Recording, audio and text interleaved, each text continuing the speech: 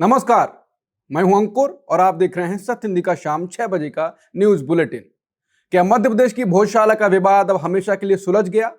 High court के एक बड़े फैसले ने इसे मंदिर मान लिया है, लेकिन ओवैसी इसे बाबरी जैसा बता रहे हैं। उधर सात समंदर पार अमेरिका से अडानी के लिए एक ऐसी खबर आई जो राहुल गांधी के हाथ में नया सियासी हथियार थमा सकती है।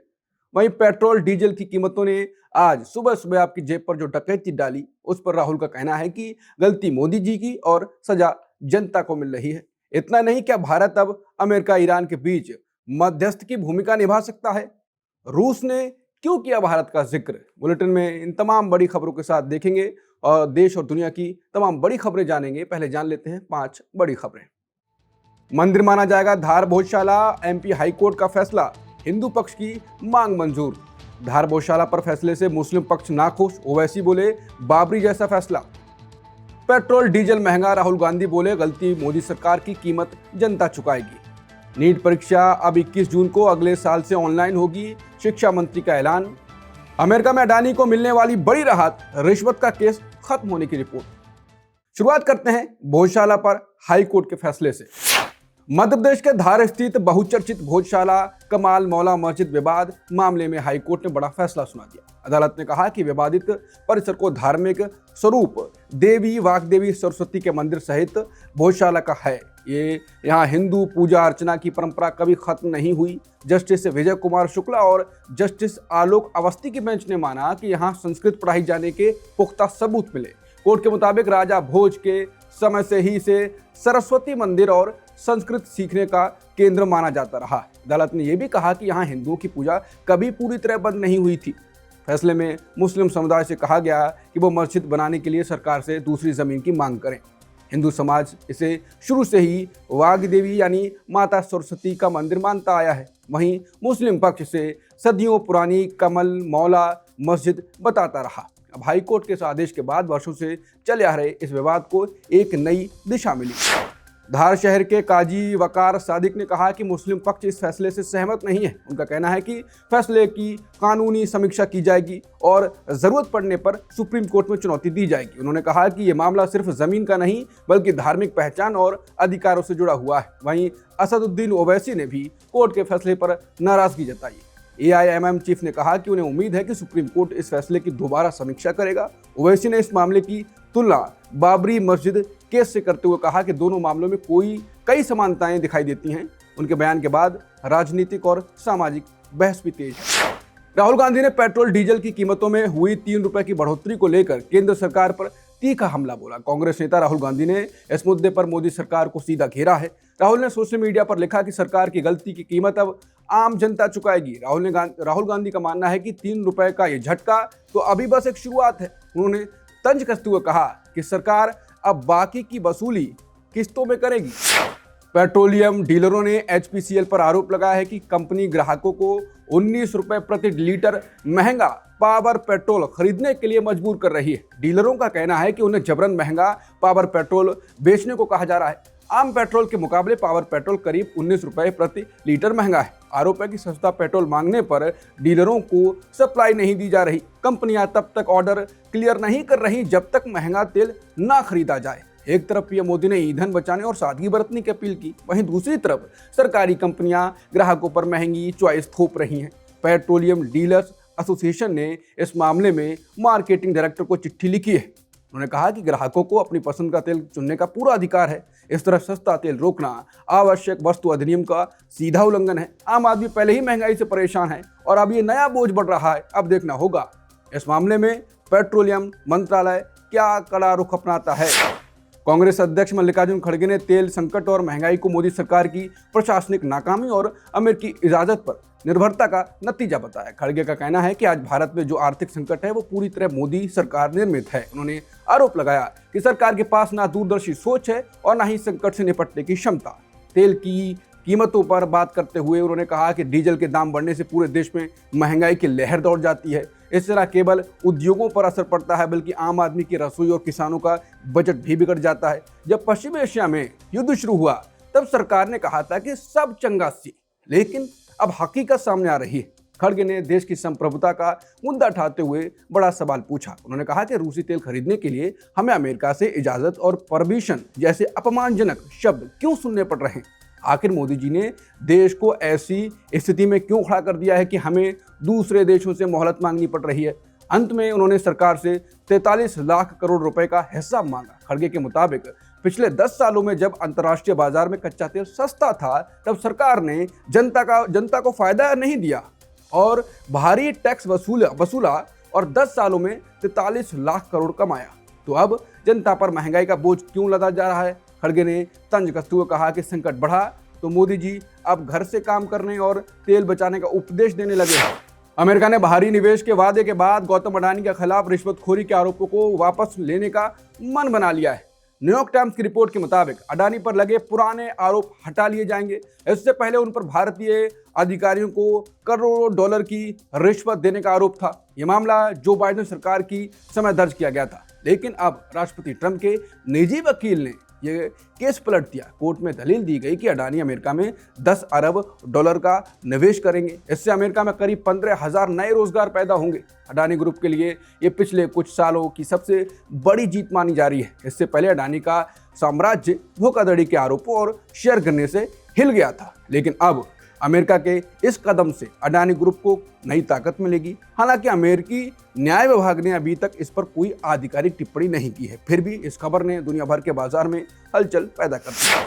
अमेरिका से अडानी केस में छूट होने की रिपोर्ट के बाद राहुल गांधी ने पीएम मोदी को लपेटा है। राहुल ने कहा कि कॉम्प्रोमाइज्ड पीएम ने ट्रेड डील नहीं, अडानी की रिहाई का सौदा किया।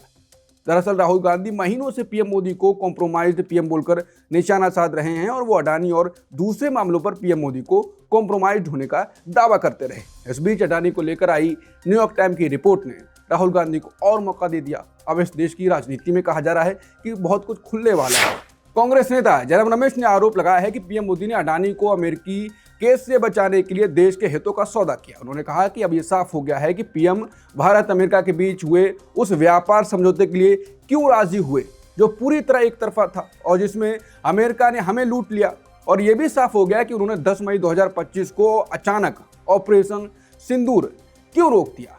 जयराम रमेश ने कहा कि उन्होंने हमारे राष्ट्रीय हित के बजाय राष्ट्रपति ट्रंप की धमकियों के आगे झुकना चुना, क्योंकि खबरों के मुताबिक ट्रंप प्रशासन अब मोडानी के खिलाफ भ्रष्टाचार के सारे आरोप हटाने वाला है। उन्होंने सवाल पूछा, प्रधानमंत्री की साख और कितनी ज्यादा दांव पर लग सकती है। खबरें अभी और भी हैं जिन्हें आपको जानना चाहिए, लेकिन उससे पहले सत्य हिंदी को लेकर खबर भी जान लेते हैं।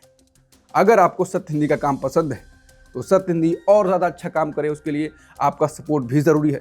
इसके लिए आपको कुछ बड़ा नहीं करना है। पहला कदम यह है कि सत्य हिंदी का ऐप डाउनलोड कर लें, जिससे आप ये बुलेटिन, दूसरे वीडियोस, खबरें, खबरों का विश्लेषण एक ही जगह देख सकेंगे और पढ़ सकेंगे।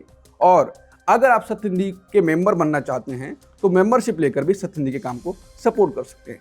जो आपको आसान हो वो आप करें। तो अब बुलेटिन में आगे देखिए। आरएसएस के बयान पर बोला पाकिस्तान, कहा इन आवाजों का स्वागत।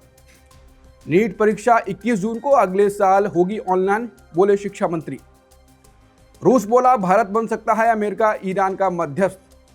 और पीएम मोदी का यूएई दौरा, एनर्जी और डिफेंस पर डील। भारत के पूर्व सुरक्षा प्रमुखों और आरएसएस की ओर से बातचीत की वकालत के बाद पाकिस्तान ने शांति की उम्मीद जताई है। पाकिस्तान के विदेश मंत्रालय से पत्रकार ने पूछा कि भारत के पूर्व सेना प्रमुख, रॉ के पूर्व चीफ और आरएसएस के महासचिव ने पाकिस्तान से बातचीत की वकालत की, आपकी क्या प्रतिक्रिया है। इस पर पाकिस्तानी विदेश मंत्रालय ने कहा, हम इन आवाजों का स्वागत करते हैं। हमें उम्मीद है कि भारत में समझदारी कायम होगी और वहां से आने वाली युद्ध की बयानबाजी में कमी आएगी। दरअसल हाल ही में हौसबले ने पाकिस्तान से बातचीत जारी रखने की वकालत की थी। इसके अलावा रिपोर्ट आई कि भारत, पाकिस्तान, कुवैत जैसे देशों में ऑपरेशन सिंदूर के बाद बैक चैनल बातचीत कर रहे हैं और इस बीच ही पाकिस्तान का ये बयान आया। नीट परीक्षा पूरी तरह बदल जाएगी और अगले साल से ये पेन पेपर के बजाय कंप्यूटर पर होगी। शिक्षा मंत्री धर्मेंद्र प्रधान ने नीट परीक्षा को लेकर ये फैसला सुनाया। इस पेपर लीक के होने की वजह से सरकार ने ये बड़ा सुधार किया। पुरानी परीक्षा रद्द होने के बाद अब 21 जून को दोबारा टेस्ट होगा। इसके लिए छात्रों को 14 जून तक नए एडमिट कार्ड मिल जाएंगे। सरकार ने साफ कहा कि बच्चों के भविष्य के साथ कोई समझौता नहीं होगा। पेपर लीक कैसे हुआ, इसकी गहराई से जांच अब सीबीआई की टीम करेगी। दोषियों को पकड़ने के लिए एजेंसियों को जड़ तक जाने के निर्देश दिए गए हैं। राहत की बात यह है कि दोबारा परीक्षा के लिए कोई फीस नहीं लगेगी। छात्रों को परीक्षा केंद्र तक जाने के लिए बस की सुविधा भी दी जाएगी। शिक्षा मंत्री ने भरोसा दिलाया है कि किसी भी माफिया को सीट चोरी नहीं करने देंगे। रूसी विदेश मंत्री लावरोव ने कहा है कि अमेरिका और ईरान के बीच लंबी दोस्ती के लिए भारत सबसे अच्छा मध्यस्थ बन सकता है। लावरोव के मुताबिक अभी पाकिस्तान दोनों देशों के बीच बातचीत शुरू करवाने में मदद कर रहा है, लेकिन अगर एक भरोसेमंद और लंबे समय तक साथ निभाने वाले साथी की जरूरत है तो वो सिर्फ भारत है। रूस का मानना है कि भारत के पास कूटनीति का बहुत पुराना और गहरा अनुभव है। लावरोव ने संकेत दिया कि भारत अपने अनुभव से ईरान और अमेरिका की पुरानी दुश्मनी खत्म करवा सकता है। पीएम मोदी के यूएई दौरे में भारत को बड़ी मात्रा में गैस सप्लाई और भारी विदेशी निवेश का भरोसा मिला है। दोनों देशों के बीच एनर्जी और रक्षा जैसे बड़े मुद्दों पर कई समझौते हुए। खास बात यह है कि अब यूएई भारत को एलपीजी गैस की सप्लाई और बढ़ाएगा। इसके साथ ही भारत के बुनियादी ढांचे में यूएई $5 अरब का निवेश भी करेगा। गुजरात के द्वारका में जहाजों की मरम्मत के लिए एक बड़ा केंद्र बनाया जाएगा। ये सब ऐसे समय हो रहा है जब पूरी दुनिया में तेल और गैस का संकट है। पीएम मोदी ने साफ कहा कि भारत हर मुश्किल घड़ी में यूएई के साथ खड़ा है। उन्होंने मिडिल ईस्ट में शांति और स्थिरता बहाल करने के लिए सहयोग का वादा भी किया। ब्लूमबर्ग की रिपोर्ट के मुताबिक ईरान के खिलाफ सैन्य कार्रवाई के लिए यूएई ने अपने पड़ोसी देशों से मदद मांगी थी, लेकिन किसी ने भी साथ देने से मना कर दिया। ब्लूमबर्ग की रिपोर्ट के मुताबिक यूएई ईरान के खिलाफ एक बड़ी सैन्य कार्रवाई करना चाहता था। इसके लिए यूएई के राष्ट्रपति शेख मोहम्मद बिन जायद ने खुद मोर्चा संभाला। उन्होंने सऊदी अरब के क्राउन प्रिंस और कतर के नेताओं को व्यक्तिगत तौर पर फोन किया। शेख मोहम्मद चाहते थे कि सभी खाड़ी देश मिलकर ईरान को सबक सिखाएं, लेकिन हैरानी की बात यह है कि किसी भी पड़ोसी देश ने इसमें शामिल होने की हामी नहीं भरी। सऊदी अरब और कतर ने इस सैन्य हमले में यूएई का साथ देने से साफ इनकार कर दिया। सुप्रीम कोर्ट ने उन्नाव रेप केस के दोषी कुलदीप सेंगर की सजा पर रोक हटाने वाले फैसले को रोक दिया है। सुप्रीम कोर्ट ने दिल्ली हाई कोर्ट के उस फैसले को रद्द कर दिया जिसमें सेंगर की उम्र कैद की सजा पर रोक लगा दी गई थी। कोर्ट ने साफ कहा कि वो हाई कोर्ट की दलीलों से सहमत नहीं है। हाई कोर्ट ने कहा था कि विधायक कोई पब्लिक सर्वेंट यानी लोक सेवक नहीं होता। जस्टिस जॉय माल्या बागची ने इस सोच को पूरी तरह गलत करार दिया। कोर्ट ने कहा कि पॉक्सो कानून के तहत विधायक भी एक लोक सेवक होता है। अब हाईकोर्ट को 2 महीने के भीतर इस पूरे मामले पर फैसला करना होगा। शाम 6 बजे के बुलेटिन में इतना ही। बाकी खबरों के लिए बने रहिए सत्य हिंदी के साथ। रात 8 बजे मिलते हैं नए बुलेटिन के साथ। नमस्कार।